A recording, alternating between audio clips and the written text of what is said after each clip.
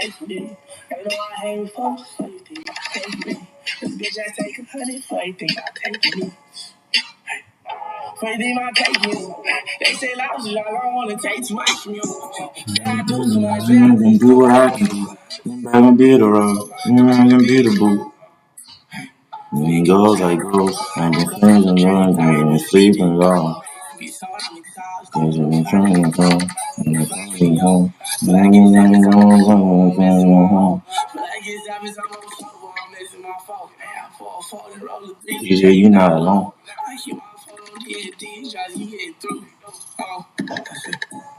I know this sounds fun, girl, pray for me. If you ain't believe I'm never what you say for me. You know I hang with folks, so you think about taking me. Let the bitch I take 100, so you think about taking me. So you think about taking you. The love is all I wanna take some more for you.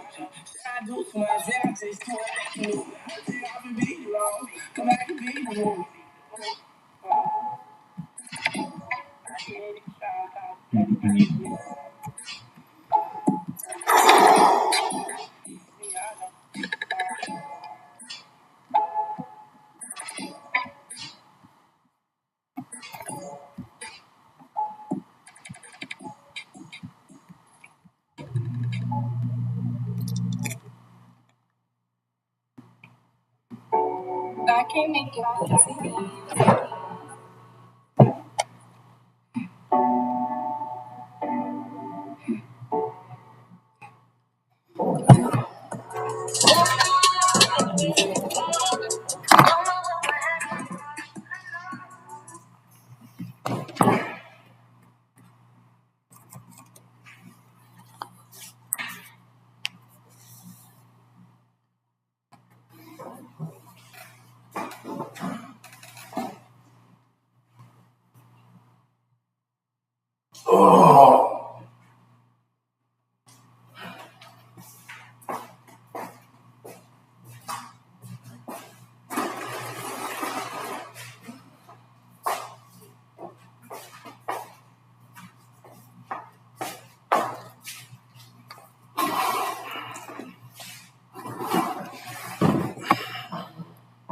Starting today.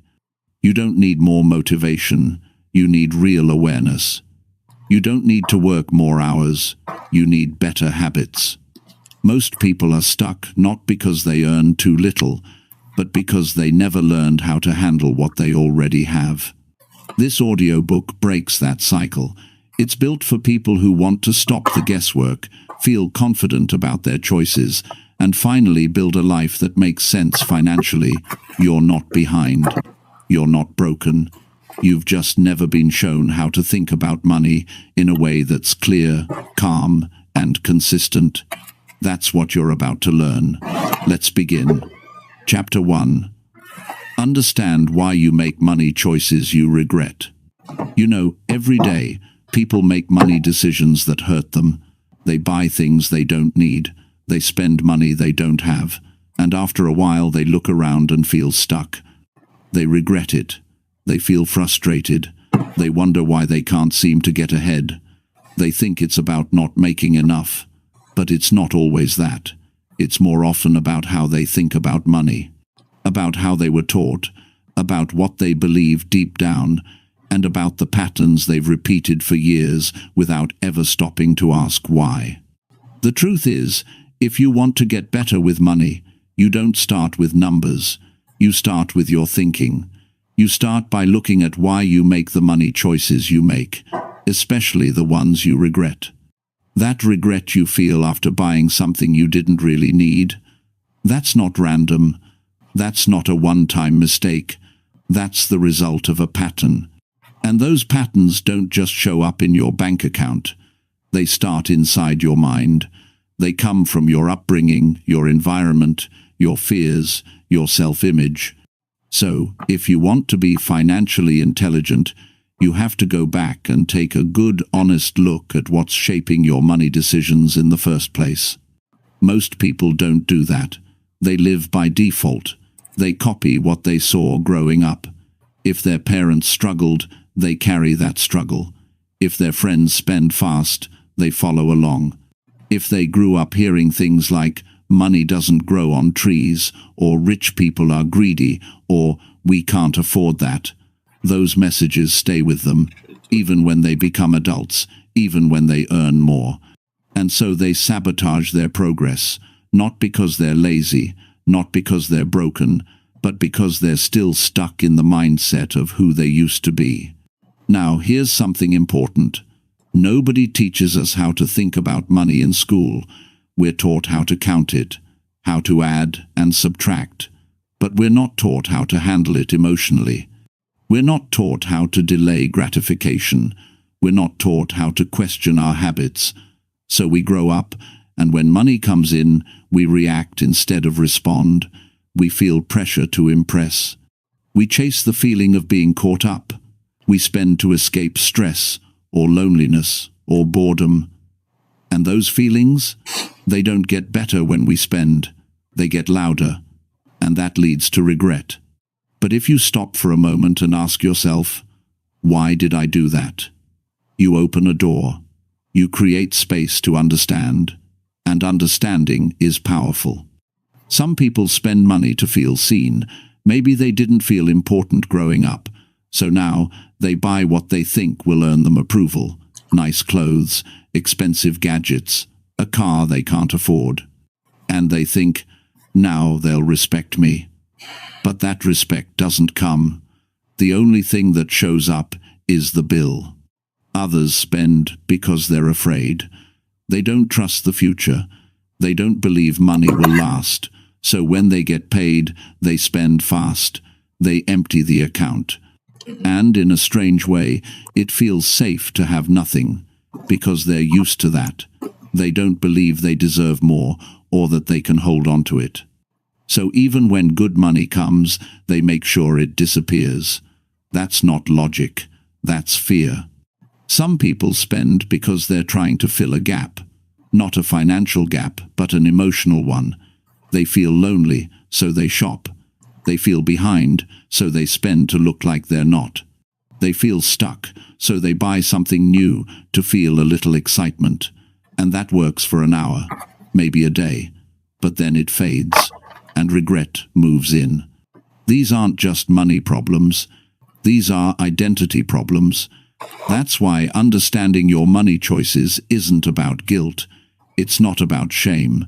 It's about waking up, seeing the pattern, getting honest, and choosing something better not someday but today. Because here's the real truth. You can't change what you don't understand. If you keep saying, I just need to earn more, without looking at why you're spending, you'll never get ahead.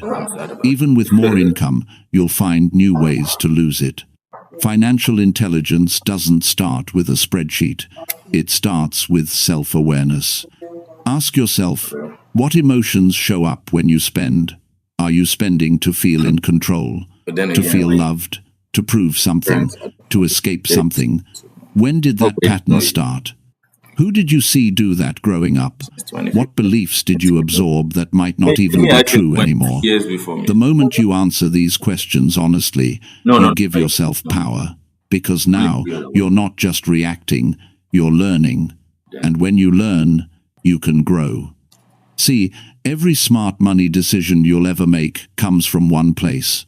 Clarity. Clarity about what you really want. Clarity about what matters to you. Clarity about what you're no longer willing to do just to fit in or feel good for 5 minutes. Without that clarity, your money will control you. But with it, you take back control. Think about how many people feel anxious every time they check their bank account. Not because they're bad people, but because they've never been taught how to handle money in a way that makes them feel proud of themselves. That can change today, not by winning the lottery, not by doubling your salary overnight, but by getting honest about your patterns and making a new choice. You don't need more shame, you need more strategy, you need awareness. You need to become the kind of person who can say, I used to do that, but not anymore. That is strength. So if you've made money choices you regret, don't hide from them, learn from them. That regret is not a sign of failure. It's a signal that you're ready for better. that you're capable of change, that you are finally aware of the gap between what you did and who you want to become. That gap, that's where growth lives. One of the best things you can do right now is start tracking your emotions around money. Not just the dollars, but how you feel before and after you spend. Write it down. Notice the triggers. Is it stress? Is it pressure? Is it boredom? Once you start to notice the pattern, you'll be able to pause. And in that pause, you can choose something different. That's where your power is, not in having perfect discipline, not in cutting out everything you enjoy, but in choosing with intention. In making money decisions that match the life you actually want, not the life you think you're supposed to have. You don't have to keep repeating the same mistakes. You don't have to stay stuck in guilt or confusion. You can decide today to be more aware, more honest, more intentional, and from that place, everything can start to change. You're not behind, you're not too late, you're not broken, you're just waking up. And that's the beginning of financial intelligence, not knowing everything, but being willing to ask why. The truth is, smart money decisions don't come from luck. They come from clarity, from pattern breaking, from self-honesty, from choosing peace over pressure, from deciding that you are worth more than the pain your past patterns have brought you. Every choice is a chance. Every time you pause and ask yourself, is this helping or hurting me? You build strength. You take one step closer to freedom. One step closer to becoming the person who doesn't just make money, but knows how to handle it well. And that, right there, is what financial intelligence is all about. Not perfection, not pretending, but choosing, with full awareness, to make money decisions that you'll be proud of, not ones you'll spend years trying to undo. You can start today, right where you are, with what you have, because once you understand why you've made the choices you regret, you never have to repeat them again. That's the power of awareness. That's the beginning of freedom, and that is where the new version of your life begins. Chapter 2.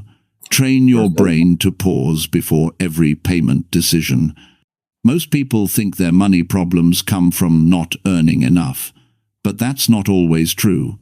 Sometimes the problem is not about income, it's about reaction. It's about the automatic yes, the quick swipe, the checkout without thinking. It's about how fast you say yes to spending and how slow you are to ask yourself, do I even need this? The moment you pause before a payment, everything changes. That small break in the cycle is where financial strength begins. But for most people, there is no pause. There is only impulse, a habit, a feeling, a rush. That's what takes over. It's fast, emotional, and often unconscious. That's why so many smart people make decisions that don't feel smart later. They didn't plan to waste money. They just didn't stop long enough to see what was really happening. Training your brain to pause is not just a technique, it's a skill, a mental shift. And it starts by realizing this. Every time you spend, you're making a decision. Whether you realize it or not, your brain is saying yes to something, and it's your job to make sure that yes is real, not automatic.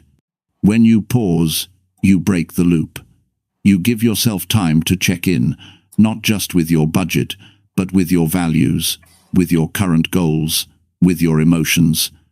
That pause lets you ask, is this helping me or hurting me?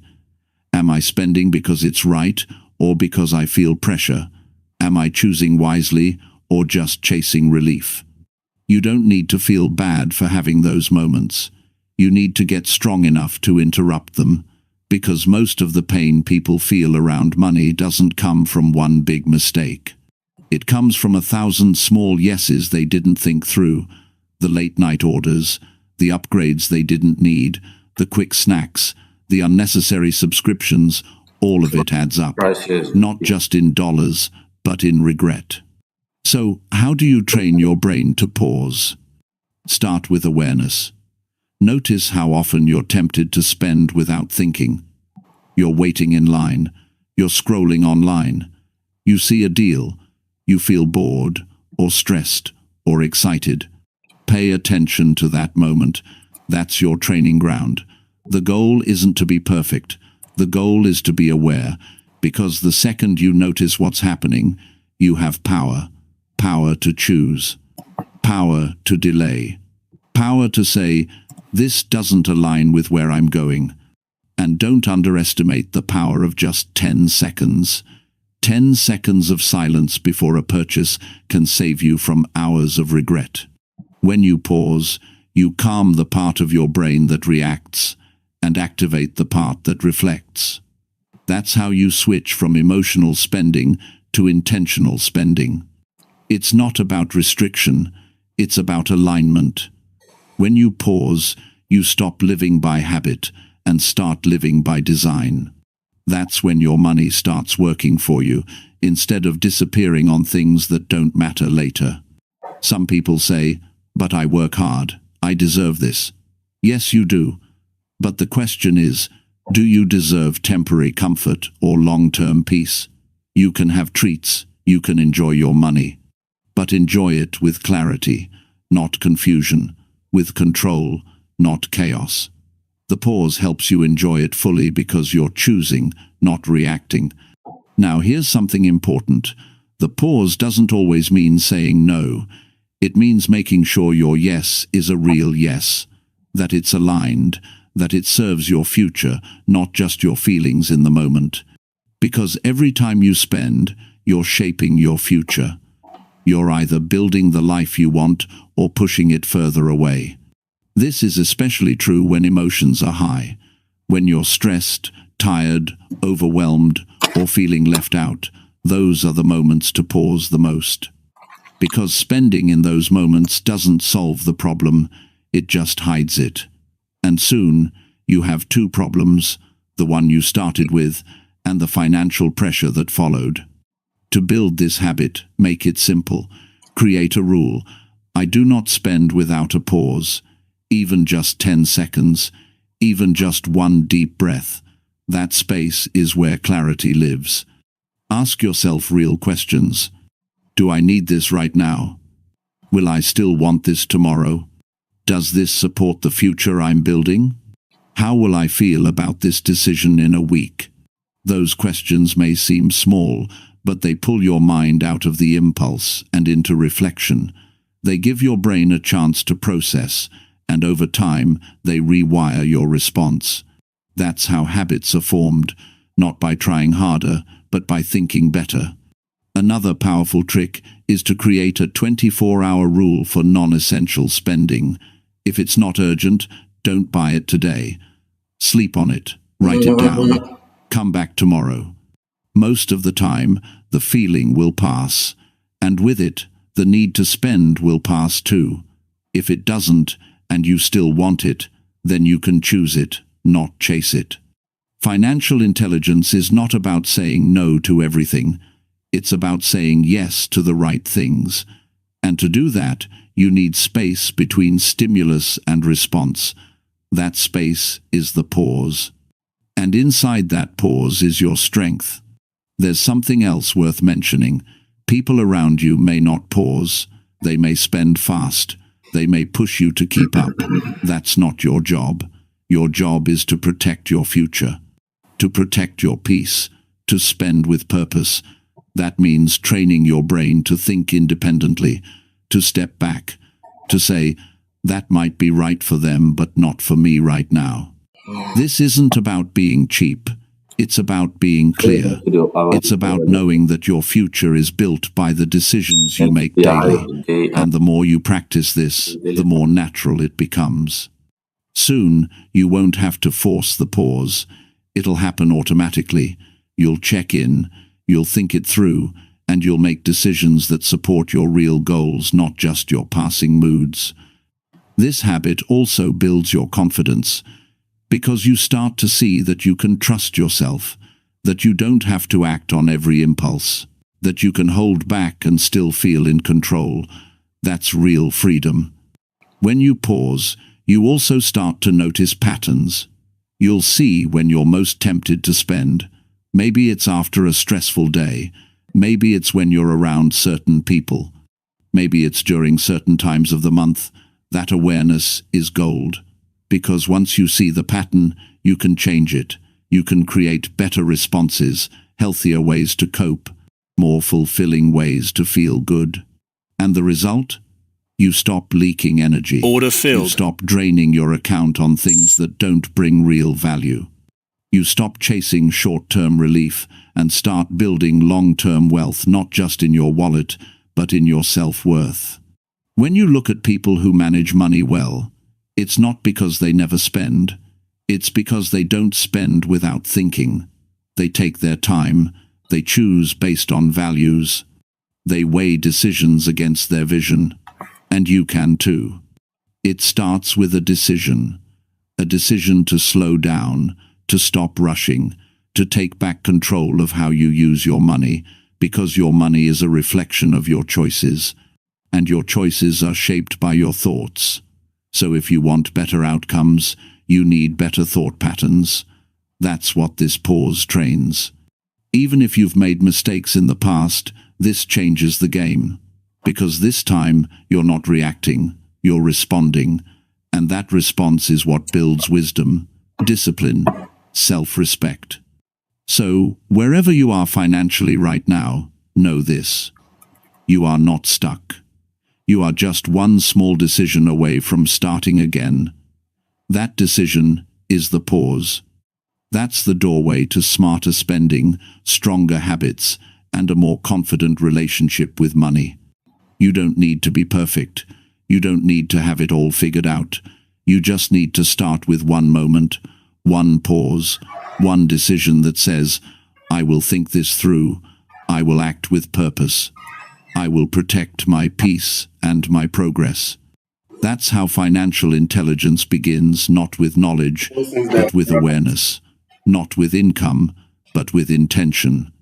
And not with control over everything, but with control over the one thing that matters most, your next choice. That's where your power is. That's where it's always been. And that's where your new life starts, right here, right now, with one simple pause before you pay. Chapter 3. Build real savings by changing how safety feels. Most people want to save money. They know it's important. They've heard it all before. Save for emergencies, save for the future, save for peace of mind, and yet they don't do it. Or if they do, they struggle to keep it going. They start, they stop, they save, then spend. They build up a little, then drain it completely. Not because they don't care, not because they don't try, but because somewhere deep down, saving doesn't feel safe. That might sound strange at first. You'd think saving is the very thing that makes people feel safe.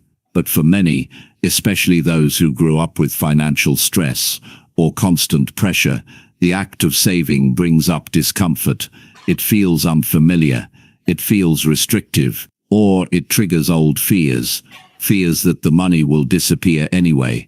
Fears that they'll never have enough. Fears that there's no point in holding on to something they might lose. And this is why real saving, consistent, lasting saving can't just be about putting money in an account. It has to be about shifting how safety feels inside of you. If deep down you feel more familiar with spending than saving, you'll always go back to spending. If safety to you means having fun now, avoiding pain now, or proving something now, then saving will feel like a threat. You'll treat it like punishment, not protection. And the moment something feels wrong, you'll pull the money out just to feel okay again. This is why some people only feel secure when they're spending. Spending feels like taking action. Spending feels like motion. It gives a sense of control. Meanwhile, money just sitting in an account, that feels passive. It feels risky. It makes them anxious. It forces them to face silence, stillness, and uncertainty. But if you want real savings that stay and grow, you have to flip that emotional experience. You have to teach your brain to feel calm, not nervous, when you see money sit untouched. Like they decided that You have to make peace with the quiet strength of financial stability. You have to let safety feel like saving, not just survival. they didn't double team. So how do you change how safety feels? Start by redefining what security really is. For some, security has meant having enough to spend on what I want right now. But that's not safety. That's temporary relief. Real security is knowing you can handle what life throws at you, that you don't have to panic when something breaks, when work slows down, when a surprise bill comes in. Real security is having options, and options come from savings. When you have savings, you sleep differently. You walk differently. You don't make desperate choices. You don't say yes to things that drain you just because you're scared. You negotiate better. You set better boundaries. You stop living in survival mode. But to feel that, you have to first let yourself believe you're worthy of peace. This is where many people struggle. They've attached their identity to the hustle, to the stress, to the grind. They don't know who they are without the pressure. So when money starts building up, they get uncomfortable. They sabotage it, not because they're weak, but because they're not used to calm. It feels foreign, almost wrong. Their nervous system is trained for chaos, not consistency. That's why changing how safety feels isn't just a financial process, it's an emotional one. You have to get familiar with peace. You have to learn how to sit with stability. You have to make saving feel good, not just logical, because people don't keep doing what only makes sense. They keep doing what feels right. So the next time you put money aside, don't just think of it as a transaction. Make it a decision to take care of yourself. Make it a way to show up for your future. Make it feel like power, because it is. To support this shift, build rituals around saving. Make it a moment you're proud of, even if it's $5, even if it's spare change. Attach it to your identity. I am someone who protects my future. I am someone who creates space between me and panic. That kind of talk rewires your brain. It gives your saving habits meaning. Also, make your savings visible, not just in your bank app, but in your daily awareness. Put a note on your mirror. Track your progress on paper. Celebrate milestones, even small ones. The brain responds to wins. It needs to feel momentum. If your savings feel like they disappear into a void, you'll lose connection with them. Make them part of your story. And don't wait until everything's perfect to start. Some people say, I'll save when I earn more. But that's backward. If you don't save $1 from 10, you won't save 10 from 100. Saving is a habit, not an amount. Start now with what you have.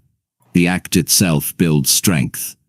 Another part of this emotional shift is learning how to soothe your discomfort without spending. If you've always used shopping or impulse buying to manage stress, you need new tools: journaling, movement, breathing, talking to someone. Because if spending is your only way to feel better, saving will always lose the battle. Build emotional resilience so that your money doesn't carry the burden of your healing. Let money be a tool, not a therapist. Let savings be a support system, not a substitute for self-care.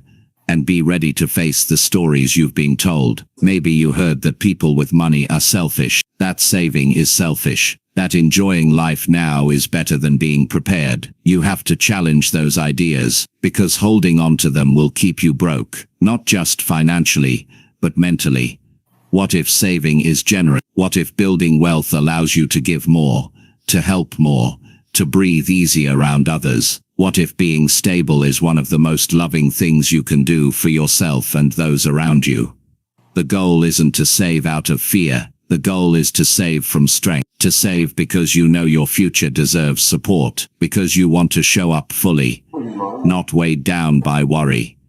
It's okay if saving feels awkward at first. That means you're growing. That means you're doing something different. Let it feel new. Let it stretch you, and stay with it. Don't chase perfection. Chase consistency. Give yourself permission to feel proud when you look at your account and see money staying put. That's discipline. That's care. That's progress. And progress is what changes lives.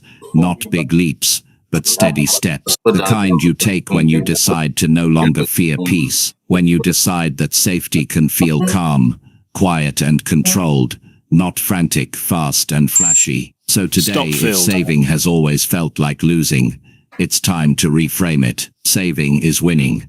Saving is strength. Saving is choosing long-term calm over short-term escape.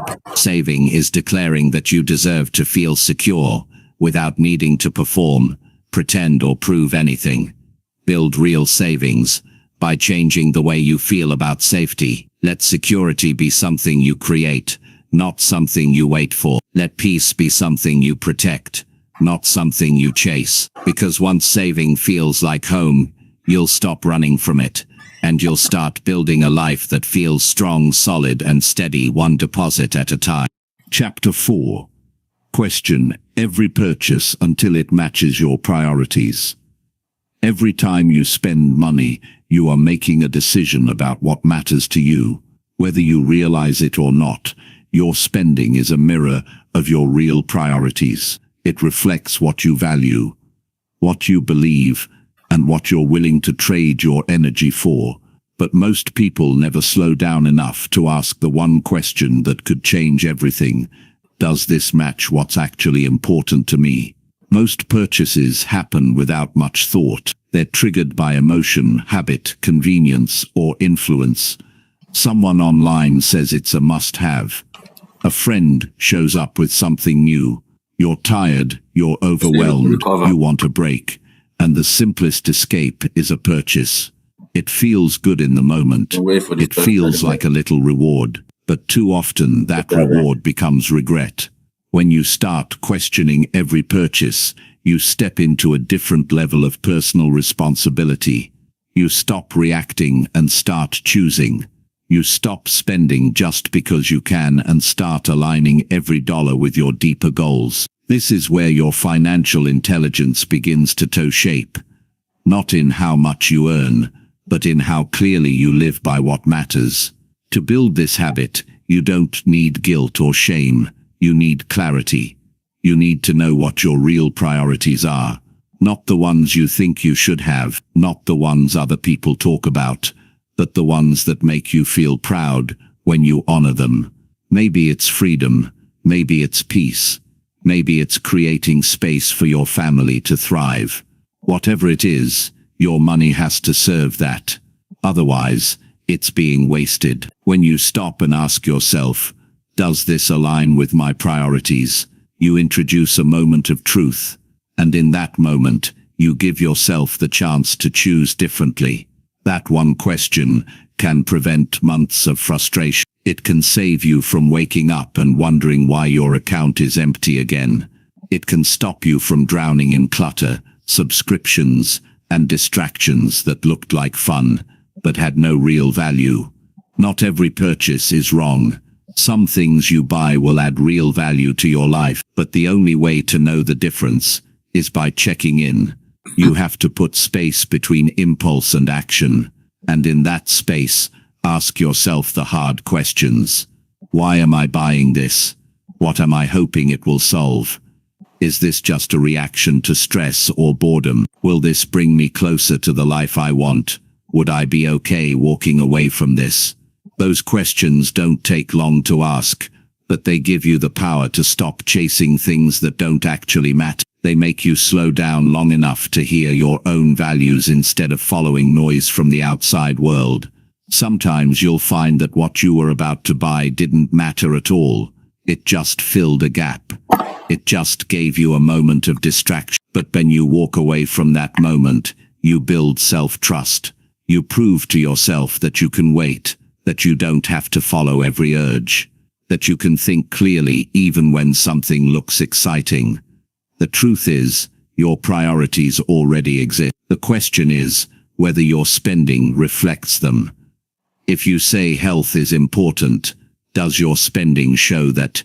If you say you want financial peace, are you making choices that support that? If you say your family matters most, are you putting your money where your words are? It's not about being perfect, it's about being honest, because every purchase is a choice between what matters most and what matters right now, and the more often you choose what matters most, the stronger your financial foundation becomes. To make this easier, write your top 3 priorities down. Keep them where you can see them. Tape them to your wallet. Put them on your phone lock screen. Let them remind you what you're building. And before every non-essential purchase, look at that list. Ask yourself, does this fit? If it doesn't, walk away. That's not deprivation. That's alignment. And alignment is how you build a life that feels strong and steady, not full but scattered. This isn't about saying no to everything. It's about saying yes with purpose. It's about spending in ways that energize you instead of draining you. It's about making room for the things that truly support your growth, not just fill your space. One of the most powerful things you can do is track your purchases for 1 week. Not just the amount, but the reason. What mood were you in? What were you thinking? What were you avoiding?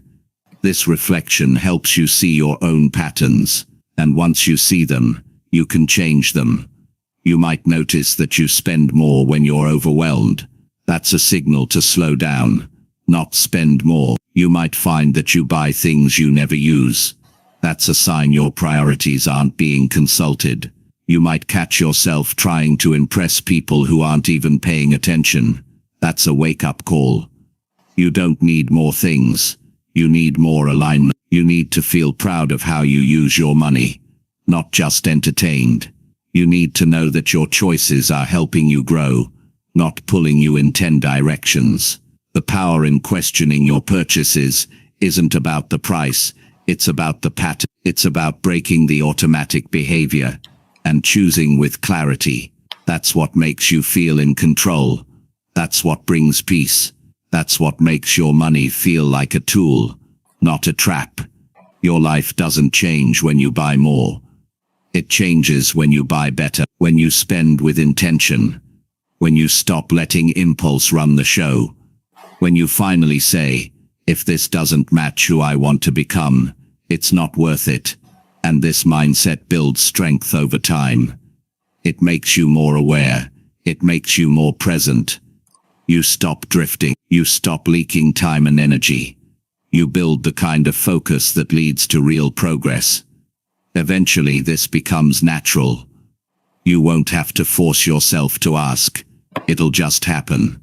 You'll look at something and know it doesn't fit. You'll walk away without drama. You'll feel good about saving the money. Because now you know what that money represents. Your future, your peace, your freedom to say yes to something better. There will always be temptations. There will always be things trying to grab your attention. But once you've tasted alignment, you won't settle for noise. You'll want your spending to match your identity. You'll want your choices to reflect your vision. And you don't have to wait for a new job, a new year, or a new level of income to start doing this. You can start today with the next purchase. You can slow down. You can ask the question. You can decide that your priorities deserve respect. Because this is more than financial advice. It's about your life. It's about showing up with intention. It's about building something that lasts. And every time you question a purchase and choose what truly matters, you take one more step toward that life. No one else can do this for you. It's your journey, your priorities, your values, your values, your values, your decisions. But once you start living this way, you'll feel the difference. Less chaos, less clutter, more clarity, more power. And that power, that's how real change begins. One purchase at a time, one decision at a time, one honest question at a time. Chapter 5. Choose long-term peace over short-term spending hits. When you spend money for a quick high, it feels exciting for a moment, like something just shifted. You get the product, the experience, the reward, but then it fades, and what's left is a smaller account, a little regret, and sometimes a quiet voice in the back of your mind asking why you keep repeating the same cycle. The truth is, the world constantly teaches you to want more now, more stuff, Order filled. more comfort, more status, but rarely does it ask you to slow down and think about what will matter 5 years from today. Short-term spending gives you a hit of pleasure. It gives you something new to hold, to wear, to post, to feel in control. But that hit comes with a cost, and it's not just the money. It's the peace you trade for a rush. It's the stability you give up for another moment of distraction. It's the silence you avoid by buying noise. Long-term peace doesn't shout for your attention. It doesn't give you a dopamine spike. It doesn't ask for credit cards or flash sales. It shows up in a calm morning where your bills are paid. It shows up when you don't panic at the end of the month. It's there when you make a choice based on your goals, not your emotions. But you only reach that kind of peace when you stop chasing short-term comfort and start investing in clarity. Ask yourself, what do I really want?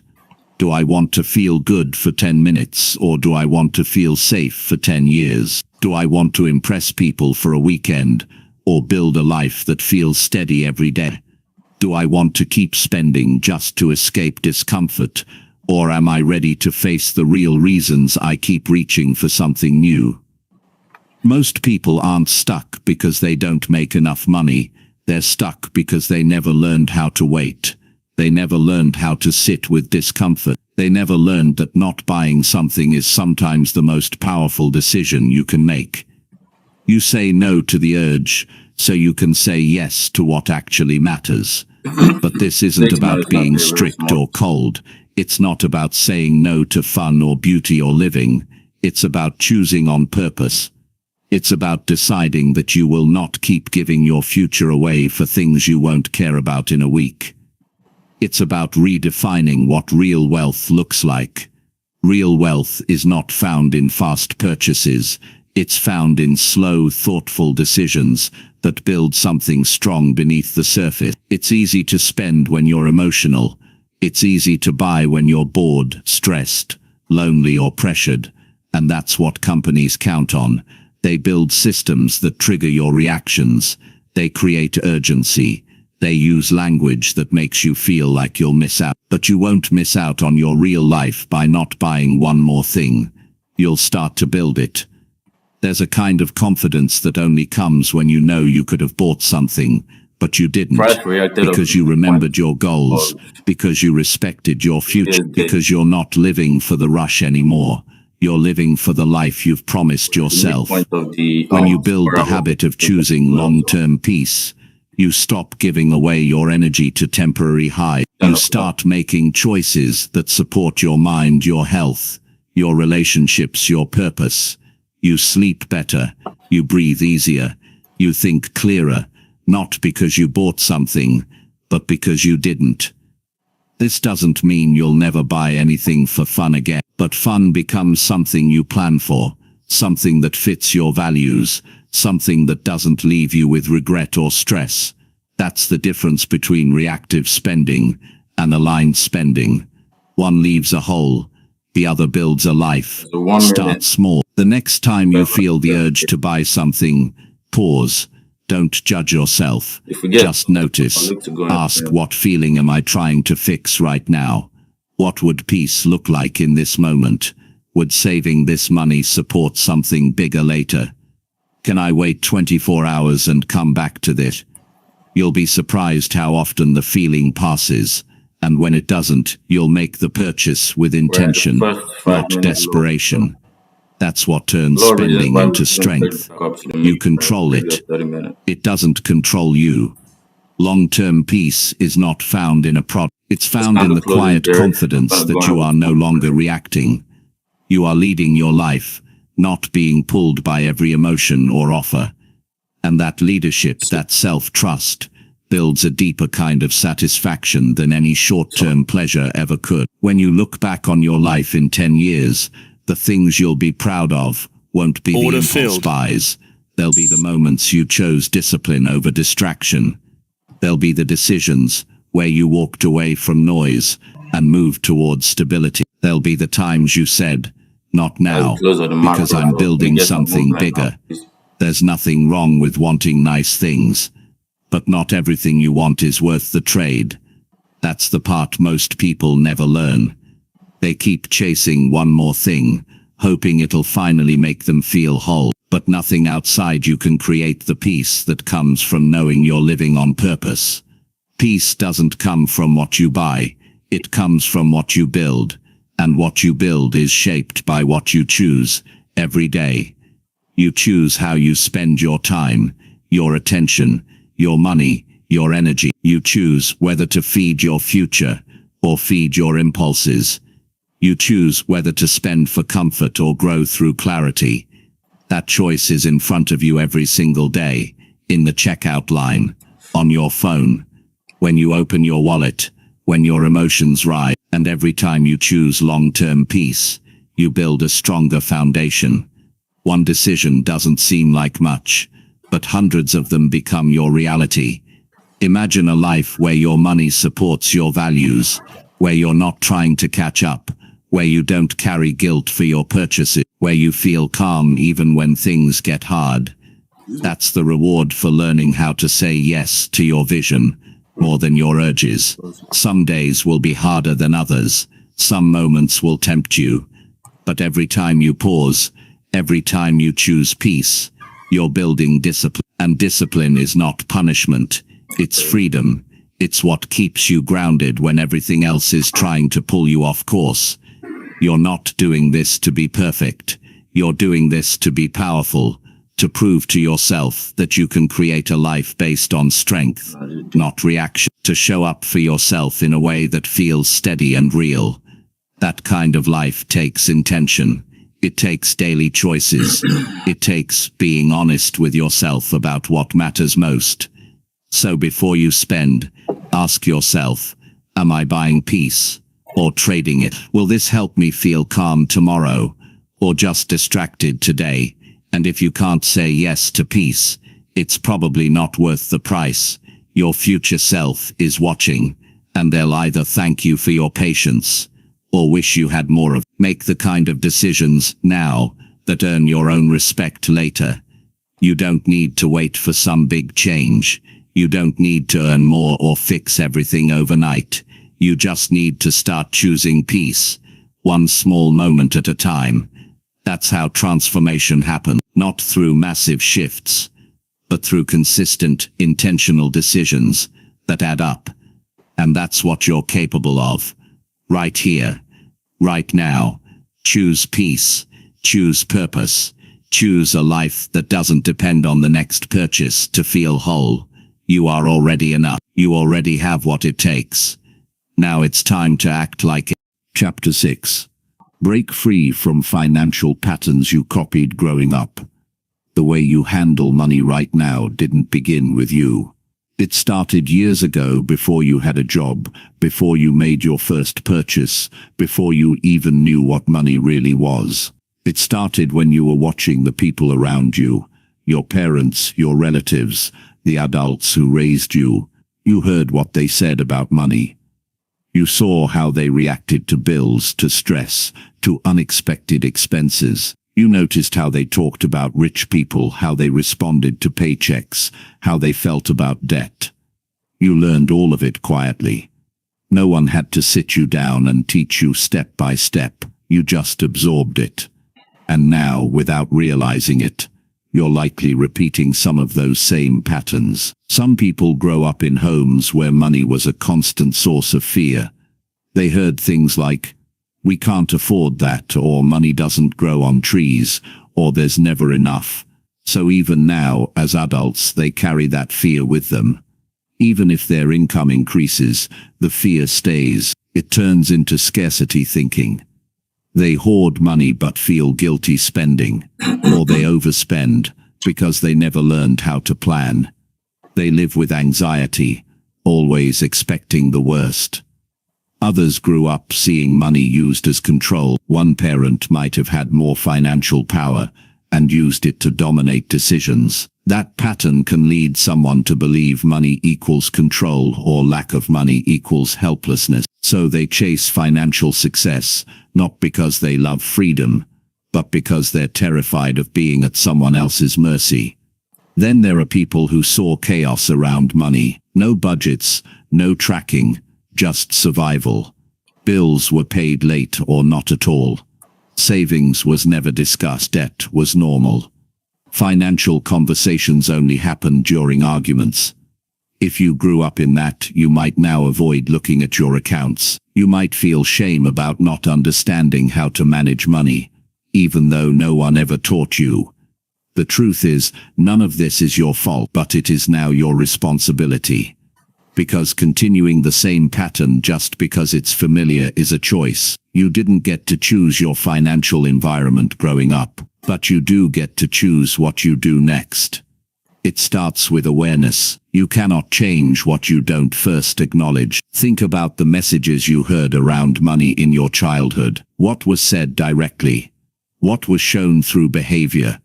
What emotions were attached to money? Was it fear, anger, guilt, silence, tension? Write those down. Don't judge them.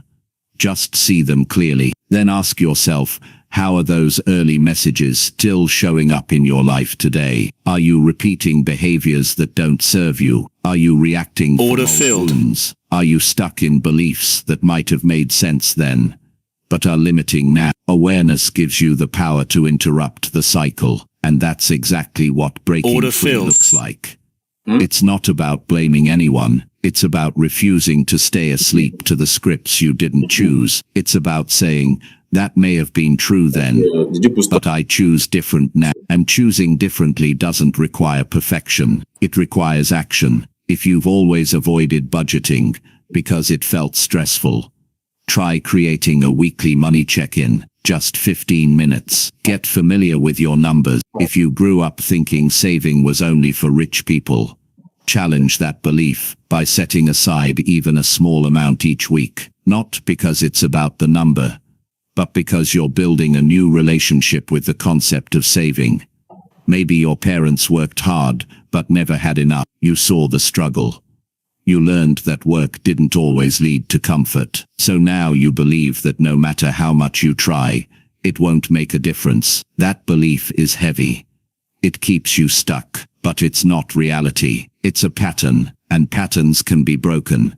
Start collecting new evidence. Read books. Listen to people who grew up like you but changed their financial story. Watch how they think, how they behave, what they focus on, not so you can copy them, but so you can remind yourself that your past isn't your ceiling. You also need to understand how emotion drives behavior. You might feel unsafe with money because the adults around you didn't model stability. So now, every time you get a little ahead, you sabotage, you spend impulsively, you say things like, I deserve this, or I'll figure it out later. Not because you're careless, but because a part of you doesn't feel comfortable holding on to peace. You've been wired to expect tension.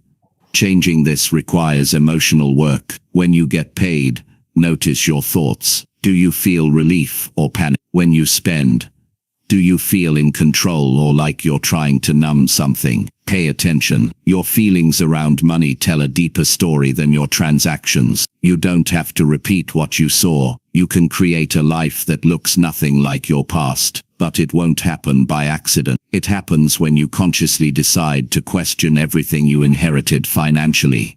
Every belief, every behavior, every assumption. Maybe you were taught that talking about money is rude. Start talking about it anyway with trusted friends, with your partner, with a mentor. Open the door to new perspectives. Maybe you were taught that debt is normal and unavoidable. Learn how debt works. Study interest. Educate yourself so you can make smarter decisions. This is not just about having more money. It's about creating a life that feels alive. It's about building financial habits that reflect who you are now, not who you had to be back then. It's about protecting your peace, your goals, your energy from being hijacked by someone else's story. And yes, breaking patterns will feel uncomfortable. You'll feel resistant. You'll hear old voices in your head. You'll be tempted to fall back into habits that feel familiar, even if they hurt. That's part of the process. Don't panic. Don't give up. The discomfort is just a sign that you're doing something different, and different is what leads to change. Be patient with yourself. You're unlearning years of programming. You're healing wounds that were passed down. You're writing a new story. That takes time. But every time you make a conscious money decision, you're taking a step forward. Every time you pause and ask yourself, is this my belief or someone else's? You're growing. Every time you choose your future over your past, you're winning. It might start small, making a grocery list instead of winging it, checking your account before buying something, saying no to a purchase that doesn't match your goals, setting a savings target, no matter how modest. These are not just tasks, they are acts of self-respect, and self-respect builds momentum. The more you see yourself making different choices, the more you trust your ability to change. You stop defining yourself by what you didn't learn, and start taking pride in what you're learning now. You are not your parents' mistakes. You are not your family's fear. You are not the stress that filled the room when the bills were due. You are not the silence that surrounded every financial decision. You are your own person. You get to decide what wealth means to you. You get to define what stability looks like. You get to build systems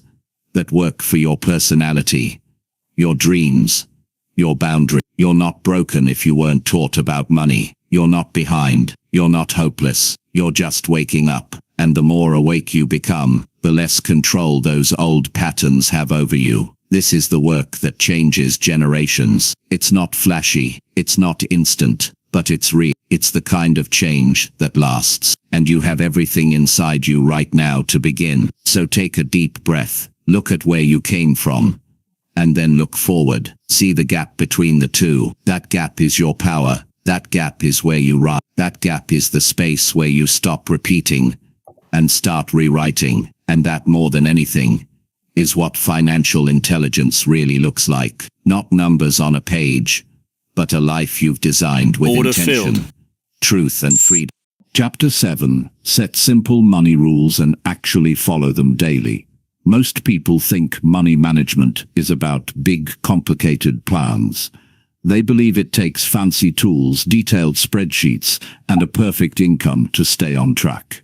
So they avoid it. They wait until they feel more ready, but in reality, the people who win with money long-term don't make it complex. They make it simple, and more importantly, they follow through on the small things every day. You don't need a finance degree to be good with money. You need basic structure. You need rules you can live by, not rules that overwhelm you. And once you create them, the most important part is sticking to them. Not once in a while, but every single day, until they become second nature. Simple rules protect you from chaos. They take the emotion out of decisions.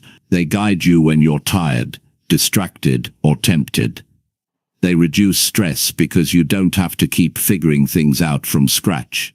The rule does the thinking for you. It becomes your system. And systems are stronger than mood. One reason people get stuck financially is because they make decisions based on how they feel in the moment. If they feel tired, they eat out.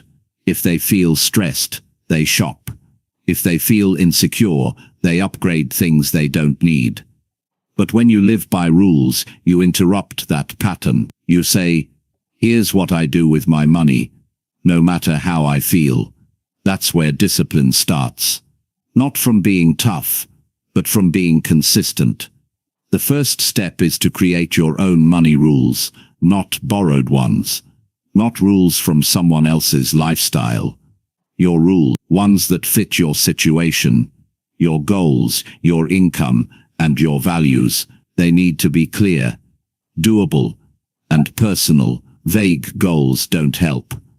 Saying, I want to save more is not a rule.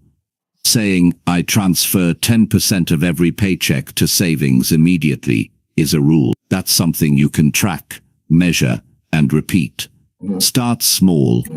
Pick just 3 to 5 core rules that you will live by.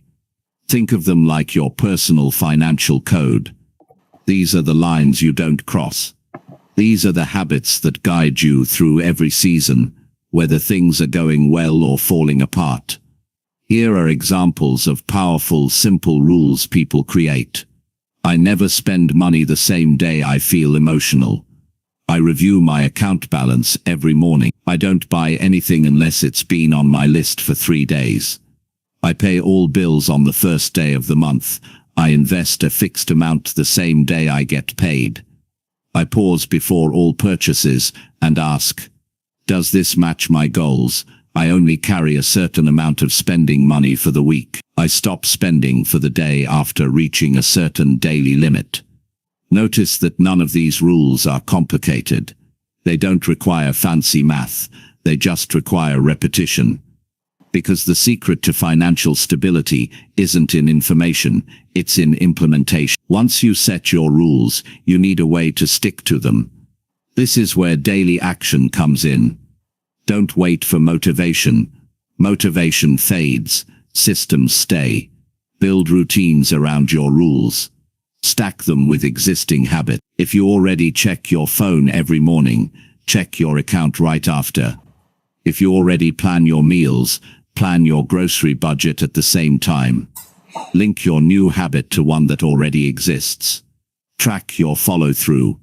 Each time you stick to a rule, mark it down. Use a notebook, an app, a wall chart, whatever works. Seeing your progress builds momentum. It creates a feedback loop. You start feeling proud of your consistency, and that pride leads to more action. Momentum doesn't come from big wins. It comes from showing up daily. There will be days you want to break your rules. Days where impulse calls louder than logic. That's normal. But the goal is not perfection. The goal is consistency. You don't need to win every day. You need to win most days. And when you fall off, get back on immediately. Don't wait. Don't spiral. Just reset and continue. One skipped day doesn't erase your progress. What makes these rules powerful is that they create structure in a world that pulls you in every direction. The modern world is filled with distractions, endless ads, one-click orders, constant pressure to upgrade your lifestyle. Without rules, you're at the mercy of all of it. With rules, you create a filter. You decide what makes it through. You take back control, and don't forget your rules can evolve. As your life changes, your rules can change. But they should never be so loose that they stop guiding you. They should challenge you enough to grow, but not overwhelm you. The sweet spot is simple enough to follow, strong enough to protect you. If you live with other people, family, partner, roommates, talk about your rules. Let them know what you're committing to. Don't expect them to follow your system exactly, but share it so they understand where you're coming from. Sometimes, just saying your rules out loud makes them more real. It's also helpful to have visual reminders. Post your rules somewhere you'll see them. Not to shame yourself, but to stay focused. When you're tired, those reminders keep you aligned. When you're tempted, they bring you back. The more you surround yourself with your goals, the less space there is for distraction. You also need to remember your why. Every rule should tie back to something meaningful. You're not doing this just to be you're doing this to feel peace, to reduce stress, to build freedom, to be able to make choices that serve you, not trap you. When you remember your reason, it's easier to stay committed. Let's say one of your rules is to save $20 every time you get paid. If you forget the reason behind that rule, it might feel boring. But if you attach that rule to a bigger goal, like building a fund so you can leave a job you hate, or take your family on a real vacation for the first time, it becomes powerful. The rule becomes a tool. It stops being about the $20 and starts being about your future. That kind of clarity is priceless. Because once you see that your small daily choices are shaping something bigger, It's easier to say no to distractions.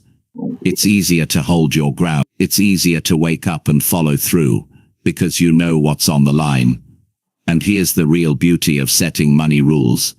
They don't just change your finances, they change how you see yourself.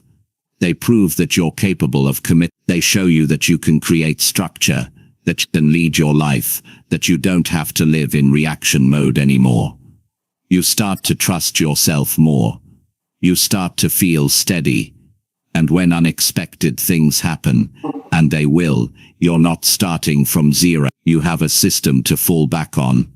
You have habits that support you. You have rules that give you a foundation. That's what financial intelligence looks like. Not just knowing what to do, but having the courage and discipline to do it, over and over, when no one's watching. That's how you grow. That's how you win. That's how you stop surviving and start building. So today, make the decision to set your money rules. Keep them simple. Keep them honest. Keep them connected to your real goals. Then follow them. Not just once, but daily. Let your consistency become your strength. Let your habits become your peace. Let your system carry you forward, one small intentional step at a time. Chapter 8. Create income that fits your life, not kills it. You don't need to destroy your life to make money. You don't need to sacrifice your peace, your energy, or your health just to pay bills or build a career. Somewhere along the way, people started believing that income only counts if it drains you. If you're not exhausted, it's not worth it. If you're not working non-stop, you're not serious. That's a lie. The truth is, income should support your life, not run it into the ground. Your income should fit into your life, not the other way around. People stay in jobs they hate because they think there's no other way. They take pride in being overworked, as if burnout is a badge of honor. But at what cost? If you're making money but you have no time, no health, no joy, then what are you really earning? Just because you're getting paid doesn't mean you're being fulfilled. Just because you're working hard doesn't mean you're working smart. The goal isn't just to make more money, it's to create income that works with your life, not against it. This starts with getting honest about what kind of life you want. Before you chase any job, any business, any opportunity, stop and ask, what kind of days do I want? What kind of pace feels good for me? What kind of work energizes me instead of draining me? Your income should be designed around that, not around guilt or pressure or other people's expectations.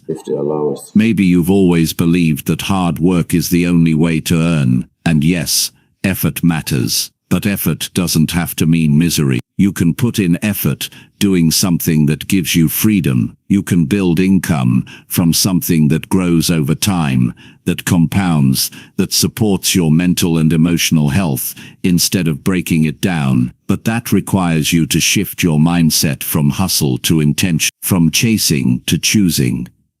There's a difference between working hard and working in alignment. Working hard means you push. Alignment means you build something that makes sense for your strength, your lifestyle, and your vision. Some people thrive in high-speed environments. Others don't. Some want structure. Others want freedom. The key is not copying anyone else's income path. It's building one that fits how you function best. Start by looking at your current income sources. Are they draining you? Are they sustainable? Are they tied to your health, your time, your availability?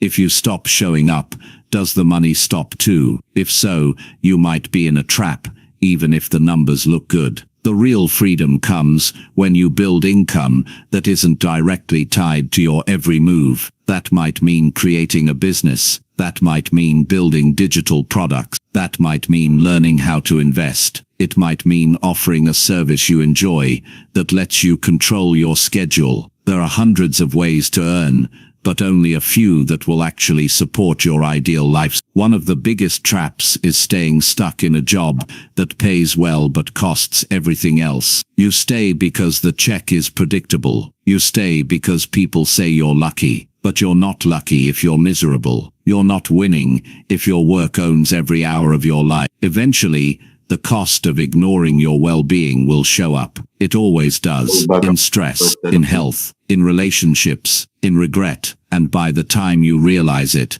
you've given years to something that never gave anything back except a number on a screen.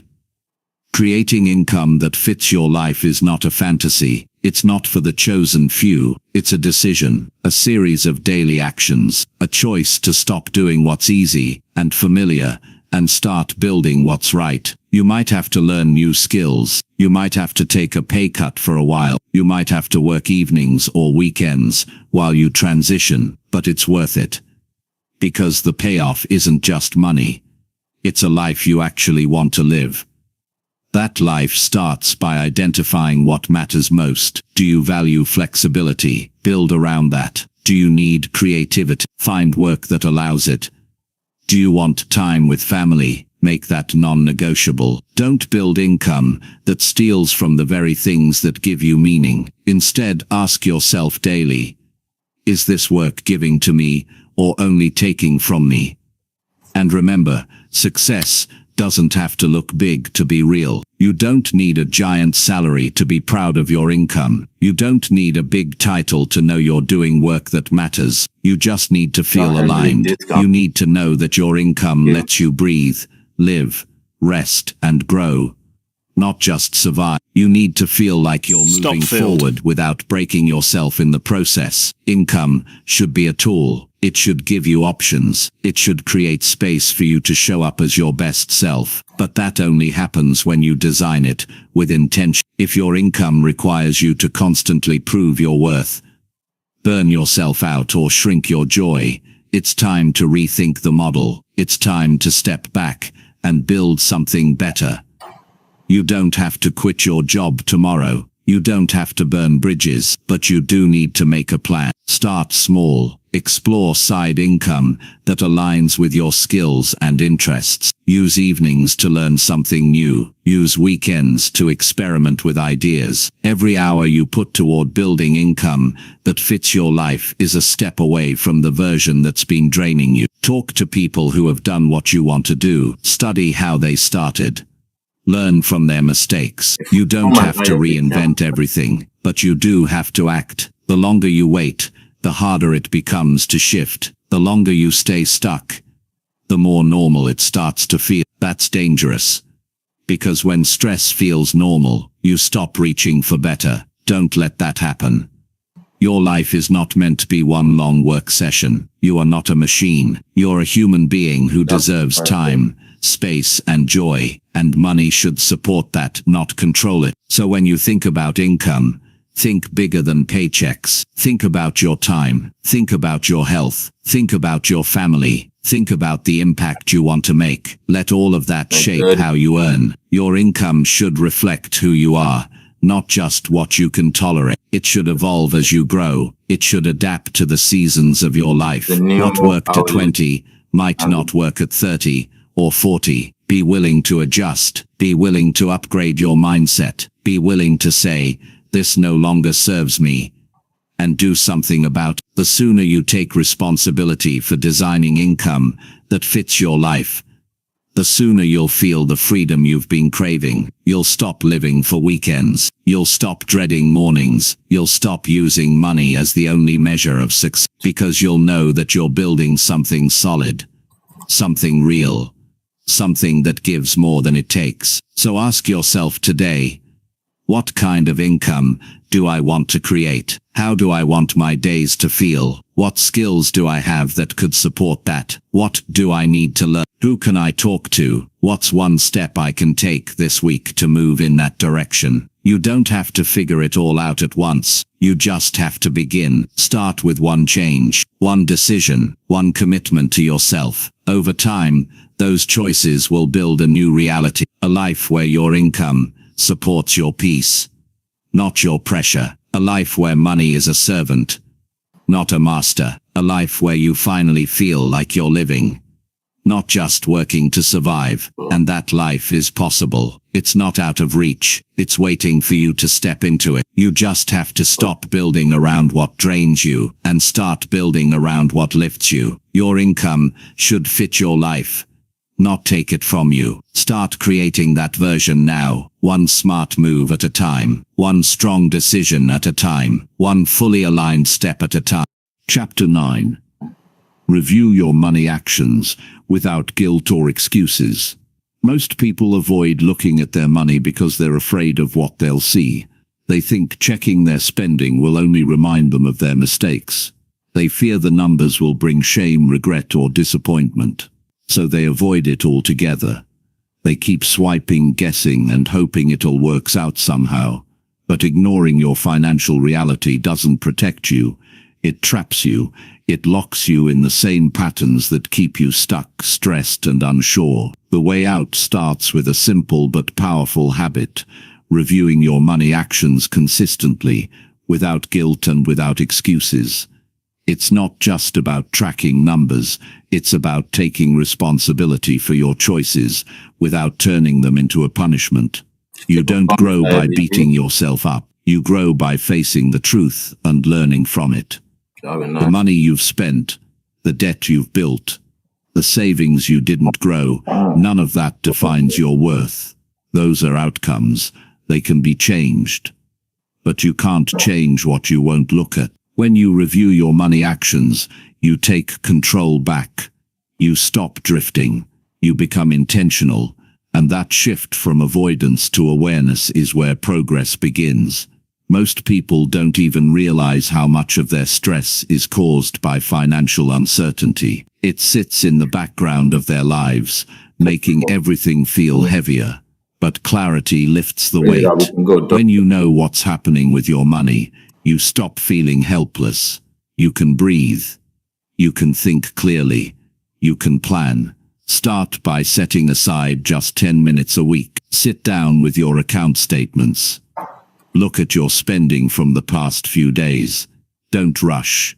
Don't scroll mindlessly. Look at every transaction. Ask yourself, was this aligned with my goals? Did this help me or hurt me? Was this intentional or emotional? Not to judge yourself, but to understand yourself. The point is not to find every mistake. The point is to connect the dots between your decisions and your results. If your money is disappearing faster than you want, you need to know where it's going. If your savings aren't growing, you need to see why. If debt keeps increasing, you need to figure out what's fueling that cycle. But you can't fix what you pretend isn't broken. When you start doing this regularly, you begin to notice patterns. You see the small purchases that add up. You catch the habits that drain your account. You realize where you're spending just to feel better temporarily. And once you see those patterns, you can change them, not by being perfect, but by being honest. This is where guilt gets in the way for so many people. They think that seeing the truth means they have to feel bad. They turn every mistake into a character flaw. But you're not your past behavior. You're not your worst financial month. You're not the receipts from one bad decision. You're a person in progress. And guilt doesn't move you forward. Clarity does. Ownership does. The willingness to say, I did that, now I'm doing better, is far more powerful than shame ever will be. Excuses are another trap. When you look at your money and immediately blame the economy, your job, or someone else's choices, you lose your power. Maybe those things played a part. Maybe life hit you hard. But blaming won't fix it. Taking control will. You don't need to blame yourself or anyone else. You just need to ask, what can I do differently next time? That question opens the door to real growth. Make this review process part of your weekly rhythm. Just like people meal prep, go to the gym, or clean their homes, you need time set aside to review your financial behavior. It's not just a habit, it's a life skill, and the more often you do it, the more natural it becomes. Eventually, you won't dread it. You'll look forward to it. You'll start to feel proud that you're staying aware, proud that you're keeping promises to yourself, proud that you're acting like someone who takes ownership of their future. During these reviews, celebrate the wins too, not just the problems. Did you say no to a purchase you didn't need? Write that down. Did you pay off a little more debt than usual? Acknowledge it. Did you put something into savings even when it wasn't easy? That matters. Progress is built on momentum, and momentum grows when you recognize your own effort. This process also helps you make better decisions going forward. If you notice that you always overspend when you're tired or stressed, you can prepare for that. You can find better ways to cope. If you see that you're always surprised by certain bills, you can start planning for them. Financial intelligence isn't just about numbers, it's about self-awareness. And reviewing your actions is how you get there. It's also how you build resilience. Life won't always go according to plan. You'll have unexpected expenses. You'll make mistakes. You'll fall off track. But if you've built the habit of reviewing your actions without judgment, you won't spiral. You'll regroup. You'll adjust. You'll take a breath and say, okay, let's get back on track. That kind of mindset changes everything. The goal is not to be flawless. The goal is to be awake, to be involved, to be the kind of person who pays attention, who learns, who adapts, who chooses growth over avoidance. You'll notice that this habit starts affecting other parts of your life too. You'll become more intentional with your time. You'll catch yourself before making reactive decisions. You'll start thinking ahead, because the discipline you build in one area always carries over, and the discipline of reviewing your money actions teaches you to lead yourself with clarity and strength. You don't need more apps. You don't need a complicated system. You just need to sit down regularly and face the truth with an open mind. If something needs to change, change it. If something's working, keep it. But don't wait until things are falling apart. Don't wait until your account is empty or the stress becomes unbearable.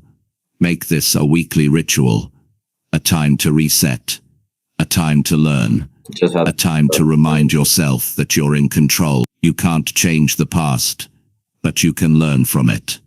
You can't control everything, but you can respond with intention.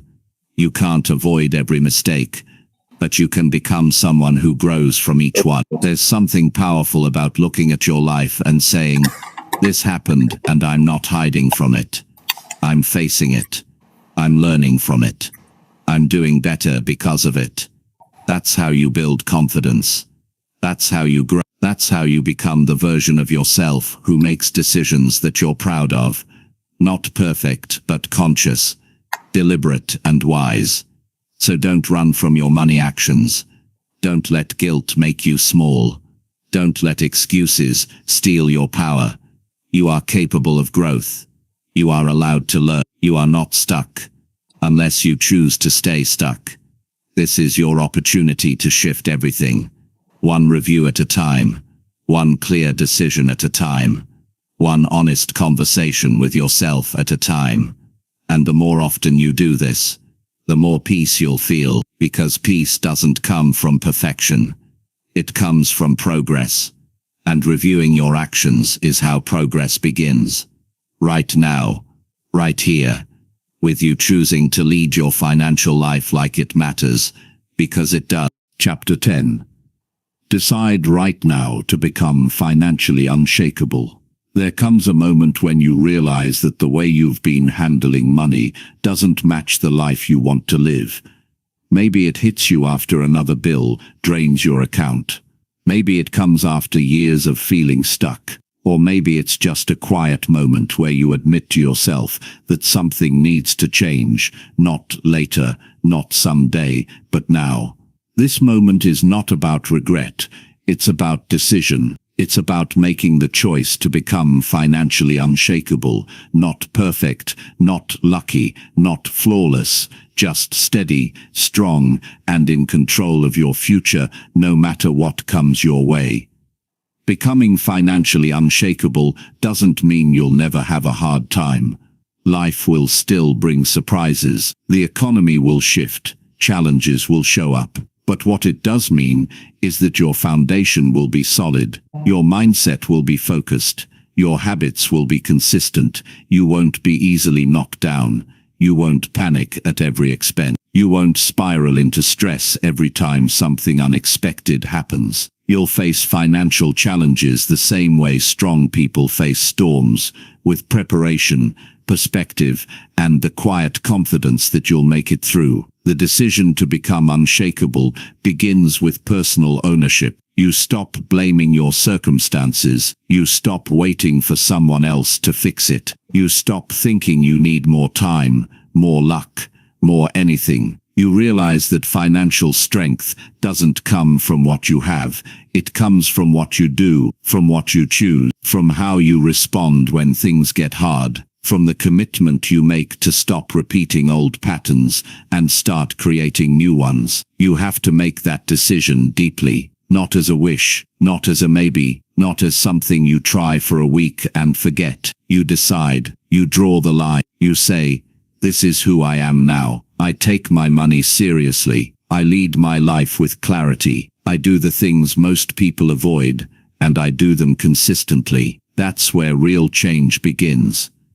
Not in your income, not in your environment, but in your identity. You don't become financially unshakable by reacting to life. You get there by building habits that protect you from the chaos. You create structure, you set boundaries, you build awareness, you create systems for saving, spending, and investing. You track your progress, you learn from your mistakes, you stop chasing highs and start building peace. And you do it every single day, not when you feel like it, but especially when you don't. This kind of strength is not given, it's earned. It's built through hundreds of small decisions, choosing to say no to what doesn't serve you, choosing to say yes to what builds your future, choosing to stay disciplined when no one's watching. You earn it by facing your financial truth and refusing to run from it. You earn it by making progress even when it's slow. You earn it by becoming the kind of person who follows through. Every person who has built financial peace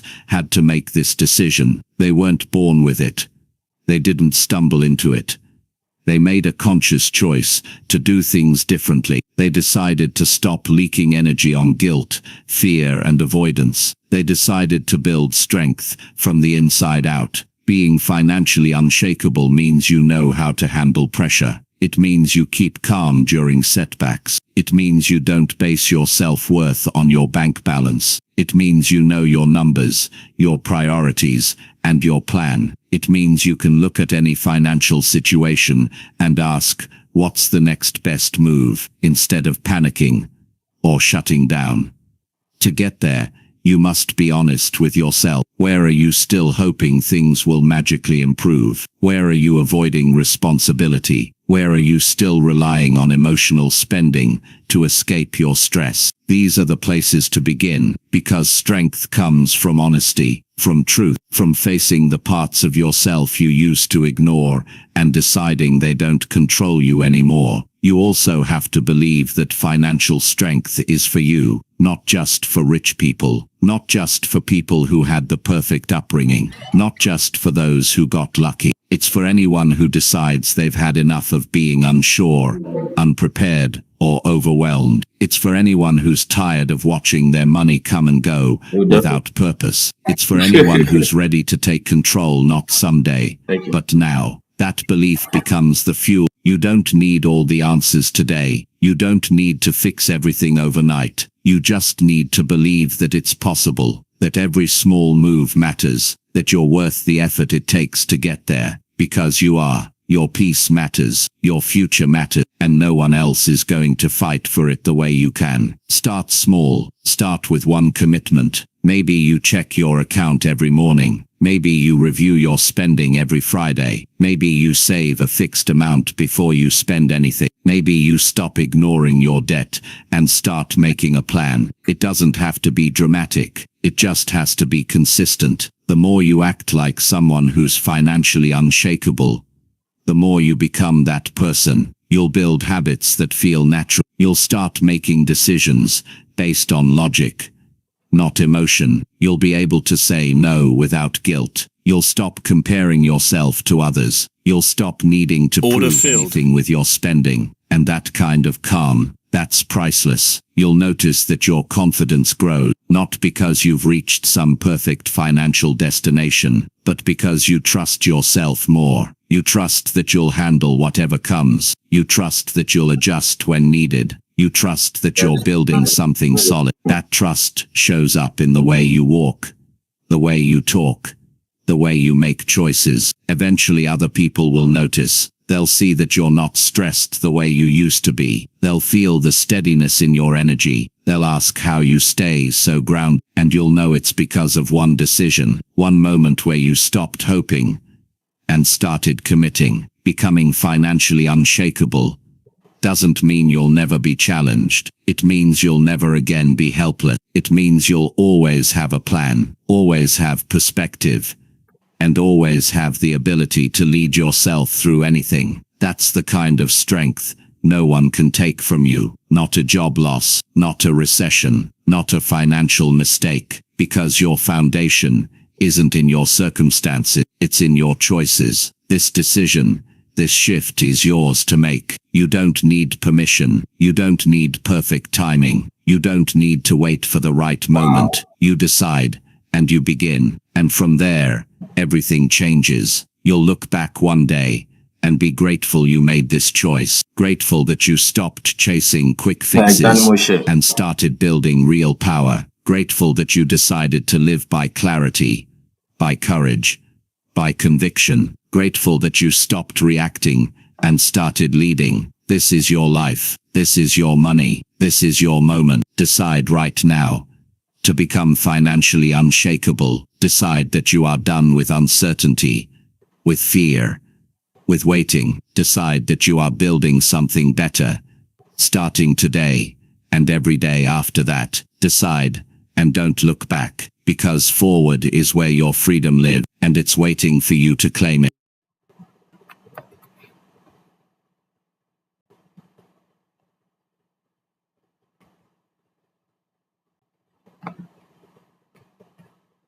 Imagine being able to transform every conversation, every relationship, and every opportunity just by mastering your emotions.